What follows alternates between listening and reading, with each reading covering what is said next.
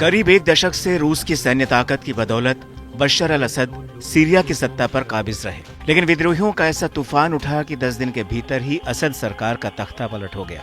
बहरहाल इस घटना को सिर्फ एक देश का अंदरूनी मामला नहीं कहा जा सकता, बल्कि इसका कनेक्शन सुपर पावर देशों से भी जुड़ा हुआ है। सीरिया में असद सरकार के गिरने से रूस को बहुत बड़ा झटका लगा है। रूस ने सीरिया का किला बचाए रखने के लिए एड़ी चोटी का पूरा जोर लगाया था, लेकिन यूक्रेन युद्ध में पहले से ही फंसे रूस के लिए सीरिया को बचा पाना बेहद मुश्किल साबित रहा। इसी के साथ ही मिडिल ईस्ट में रूस की बची खुशी उम्मीदों पर भी पानी फिर गया। रूस और ईरान ने मिलकर साल 2015 में बशर अल असद की सरकार को गिरने से बचाया था। रूस ने सीरिया में बड़े पैमाने पर सैन्य मौजूदगी बनाई थी, जो कि अब असद के साथ ही खत्म हो चुकी है। इसी बीच पुतिन के गुरु कहे जाने वाले अलेक्जेंडर दुगिन ने खुलकर अपनी बात रखी है। उन्होंने कहा कि सीरिया एर्दोगन के लिए एक जाल था। सीरिया का मामला हमारे लिए बहुत दर्दनाक है। तुर्की ने एक रणनीतिक गलती की है। उसने रूस को धोखा दिया है, उसने ईरान को धोखा दिया है। वह बर्बाद हो चुका है। अब तुर्की का अंत शुरू हो गया है। रूस ने अब तक तुर्की का समर्थन किया है, लेकिन अब से तुर्की पछताएगा।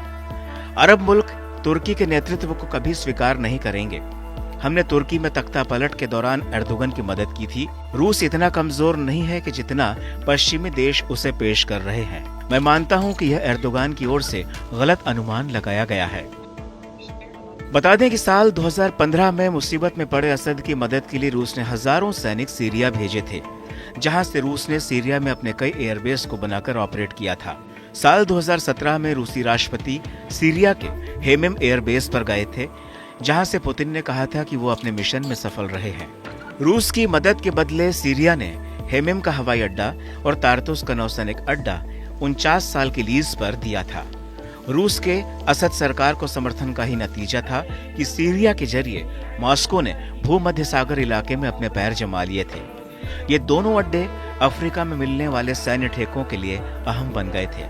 ऐसे में जो सुविधाएं रूस को अब तक सीरिया से मिलती आ रही थी, वह अब नहीं मिलेंगी। हालांकि रूस ने सभी विकल्प खुले रखे हैं। बशर अल असद को अपने देश में राजनीतिक शरण दी है। अब मिडिल ईस्ट में ईरान ही रूस का दोस्त रह गया है। बहरहाल सीरिया में विद्रोहियों के ताकतवर बनकर उभरने के पीछे तुर्की का हाथ माना जा रहा है। दावा है कि तुर्की उत्तरी सीरिया पर अपना कंट्रोल रखना चाहता है। इसके लिए वो लगातार पर्दे के पीछे से अपनी गतिविधियों को अंजाम दे रहा था।